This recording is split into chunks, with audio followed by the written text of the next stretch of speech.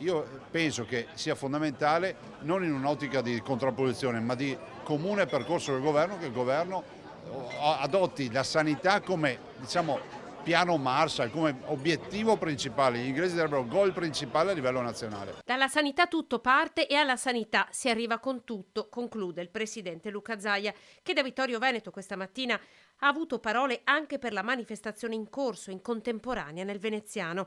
Il grido del popolo per salvare la sanità pubblica che il governatore non giudica. Io dico una cosa, che le manifestazioni quando si fanno nell'alveo della democrazia, del rispetto delle leggi e del rispetto della libertà altrui vanno sempre rispettate. Dopodiché noi abbiamo, come si può dire, un canale per discutere che è il canale istituzionale, che è il canale del confronto, eventualmente dei ricorsi, ma noi comunque la difenderemo sempre. E sulla sanità torna a difendere scelte prese in un'ottica di razionalizzazione del sistema sanitario, escludendo in questa sede qualsiasi possibile chiusura del polo di Vittorio Veneto.